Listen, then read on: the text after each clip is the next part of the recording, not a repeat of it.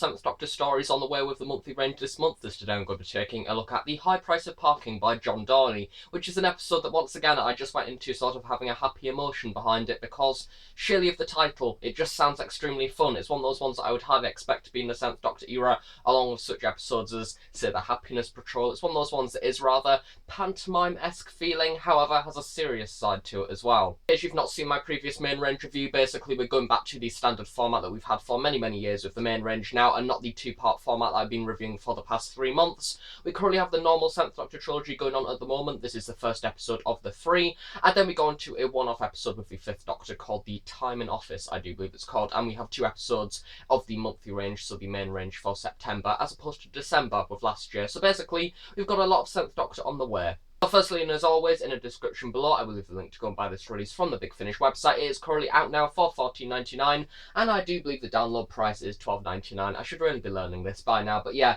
go into the Big Finish website if you'd like to hear anything about it, along with the description, as well as the trailer. And I do believe also that this episode, you can currently listen to episode 1 in full on the Big Finish newsletter, so all you need to do is subscribe to that, and then you get a little code, I do believe, and then you can listen to it on Big Finish for free, which I may leave the link in the description below as well for that, if I remember, which the likelihood of me remembering is probably very small.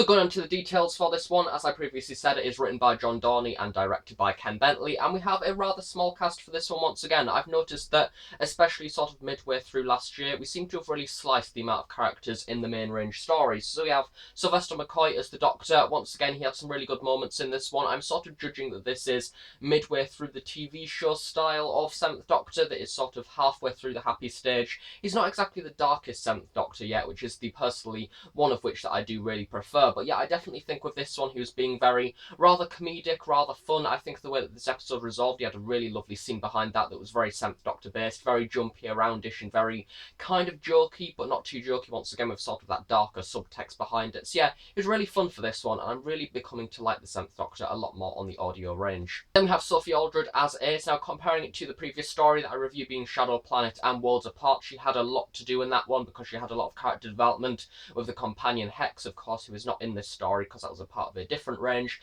But yeah, with this one she didn't really tend to have too much to do. However, Sophie Aldred is still once again on top form. She slips back into the role brilliantly. She is definitely, we get a little bit of development with her character. Once again, a lot of consistency between the TV show, such as the use of Nitro 9, and very much her becoming a little bit of a doctor to an extent, because there's this moment halfway through where she's trying to persuade a group of people to disarm and stop trying to shoot them, and she has a rather Doctor moment where she thinks, well, I just wanted to think of something that the Doctor would do. And I think at this point it is a very good and pivotal stage to start including these little moments, because of course we do know that later on in Ace's life she does go to Gallifrey and start learning at the Academy, so it is a rather nice little reference behind it to sort of build up to that point in the future. Bonnie Langford as Mel, once again one of the notorious classic companions and not exactly one of the notoriously good ones. However, with this one, I don't really believe that I commented on it in previous reviews. I think that I've said that she's been very much more enjoyable. However, in this story, I got a lot of respect for Mel because we actually went into what she is as a character. In the TV show, we found out that she was a, I think, computer scientist, technician kind of person. However, we never actually seen her touch computer hardly at all in the TV show. However, in this one, she's in fact always near them. She's always on a computer, always trying to find out what's going on. There are several moments that things are figured out because of Mel doing certain things. I think that she's definitely a more important part of the story than Ace in this one. It's nice to have a little bit of development with her in there. I think that definitely this is one of the episodes so far that has really sold this relationship that we have with the Seventh Doctor, Ace and Mel together. Of course, she firstly came back last year in A Life of Crime, and then she's been with the Seventh Doctor and Ace since.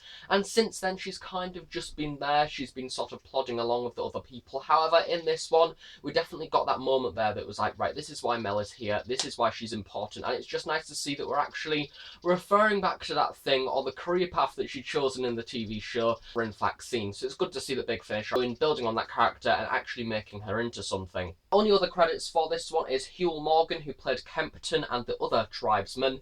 I think that he was a little bit of a demon headmaster kind of character. I think that he was a little bit creepy. He was a little bit of a, I like to describe as a Weasley character, sort of. He seems to be a rather very uptight, annoying voiced kind of character, and he does have multiple moments in this one where you do think, hang on, what is he doing?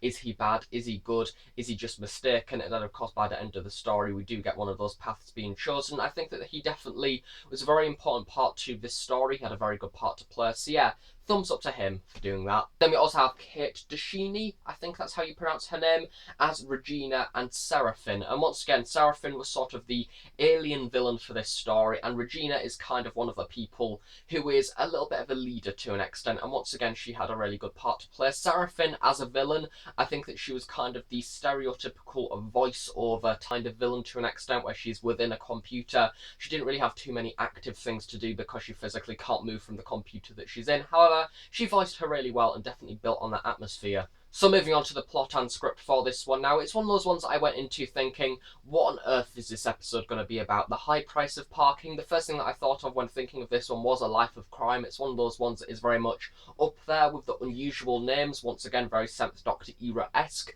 and I think that it just...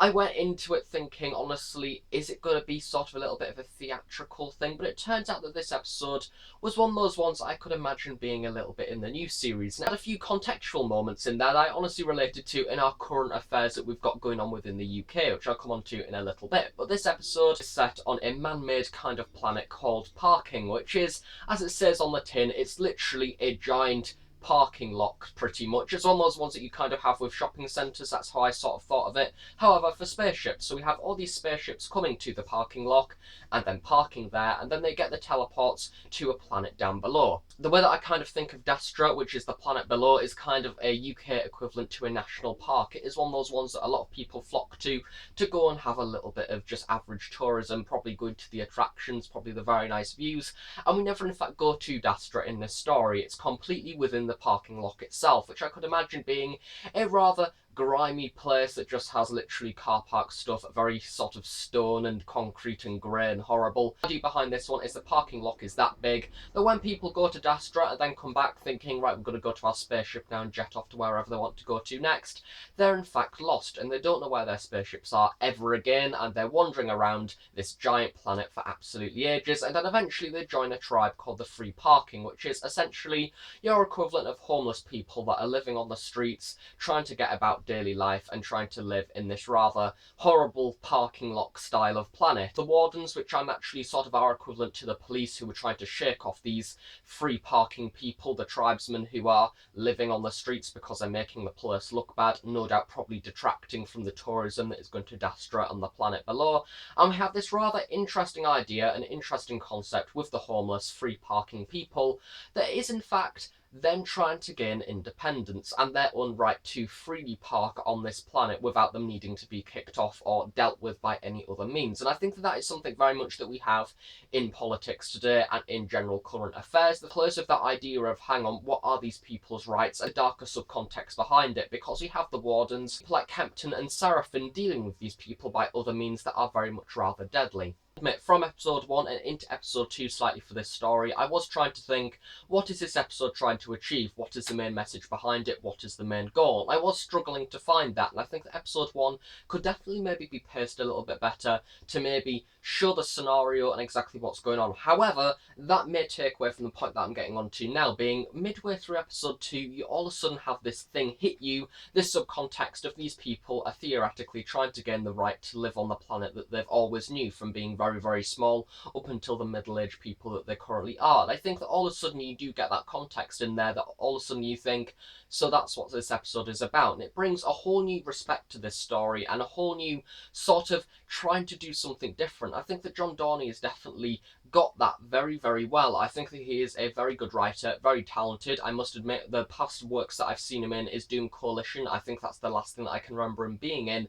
And it's just nice to see him not being linked to any of those plots in any way, and arguably maybe doing something that he approached Big Finish with himself, or at least somebody came up with this idea, and just seeing him execute that idea of having this rather unusual, rather realistic context behind it, and something of which I've never seen in a Doctor Who story to date. It's very now and very futuristic and very just, why are people like this? It's one of those ones that you constantly think all the way through, why are these humans acting like this? Hang on, we're acting like this. Why is the whole human race just a massive ball of argument and hate. To get the introduction, I do believe at the end of episode 2 or episode 3 that Seraphine is going to blow up lots and lots of spaceships as they try and leave the docking bay of the planet, meaning that a lot of people die, and we have a mass murder pretty much, which you all know when it comes to episodes of Doctor Who, if there's mass murder or people generally needing to be sacrificed, that is when the force and the true point of the story is in fact sort of very much delivered, and I do like that. It doesn't shy away from the fact of people have died on this situation. People have died because of what's going on and that could very easily be solved. The majority of the threat going on between the Wardens and the Free Parkers, the Free Parkers think that the Wardens want to pretty much kill them and execute them and get rid of them by force. However, the Free Parkers just want to make peace, and I think that is a very important thing behind it, because the weakest, arguably, the weakest part of the planet is the ones that just want to get along with everybody else. You've got this whole planet, so why can't they just sort of narrow off a little bit of it for them to live, sort of? You definitely very much, it delivers a very interesting scenario and a whole new sort of planet to an extent that I can't even get my head around the fact that this whole planet is essentially a massive parking lot. It is something completely new. Actually, the story, the 7th Doctor, Ace and Mel all get separated off, meaning that they all have their own adventures, meaning we all get introduced to different people at different points, proving that all of the people and all the main protagonists that we see for every single story can in fact deal with situations by themselves. I've already briefly touched on Mel, and I've sort of already briefly touched on Ace as well, because she got to see the tribe's people and sort of deal with them and have a few doctory moments in there,